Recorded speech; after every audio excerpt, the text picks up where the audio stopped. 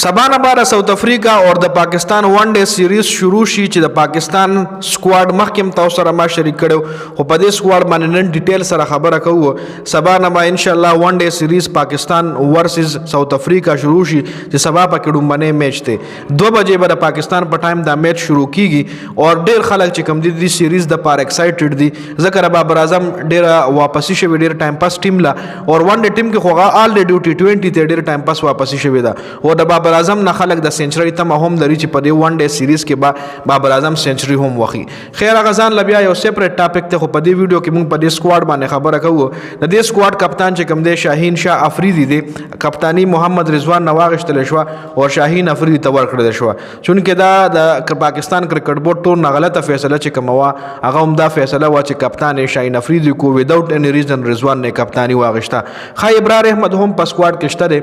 بابر اعظم فهیم اشرف فیصل اکرم فخر زمان په टी20 سیریز کې نو حارث رؤوف هم په टी20 کې سیریز کې نو حسیب الله لډیر وخت پس مکمل او شوی دا حسن نواز حسین طلت محمد رضوان وکټ کیپر دی په टी20 کې وکټ کیپر محمد عثمانو محمد وسیم جونیئر نسیم شاه سائم ایوب او سلمان علي آغا. محمد وسیم جونیئر د ډیر وخت نه د پاکستان کرکټ ټیم سره ټریولینګ کوي په سکواډ کې د دو نمبر شي خودل بیا په پلینګ 11 کې چانس نه ورکړل کیږي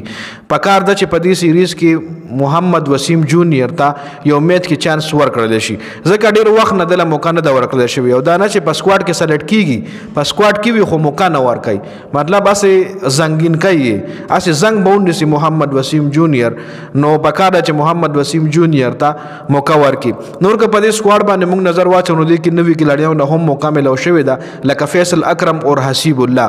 نوې داسې نه دی لمخ موقع ملو شوی دي خدا سے کنسسټنټلی موقع دی نه دی ملو شوی حسیب الله خان ته سپیشلی نو پاکستان کرکټ بورډ لا پکار چې په حسیب الله باندې اټ لیست لګ ډیر انویسټمنټ وکي او دله کنسسټنټلی موقع ورکي کچره د ځان صحیح ثابت کو نو پاکستان ته یو بل وکټ کیپر بیټسمن هم ملاوي دی شي او حسیب الله خان چې کم دی تعالی پټا پاډر کې هم بیټینګ کول شي او په میډل آرډر کې هم بیټینګ کول شي نو حسیب الله خان لا اټ لیست لګي موقع ورکول پکار دی.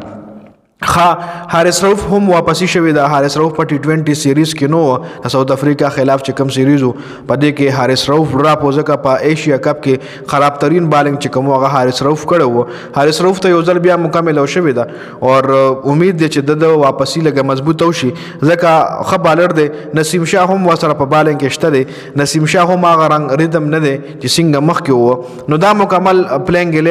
11 خو نه سکواډ دی جی پلینګ 11 کې د کم کې لړناو مکور کړل کیږي دا غي به سبا پته لګي خو د دې سکواډ حواله سره د تاسو سره آیدا د کې کم کلاړي ډراپ کول پکارو او کم کلاړي ته مکور کول پکارو کمنټ لازمي وکړئ.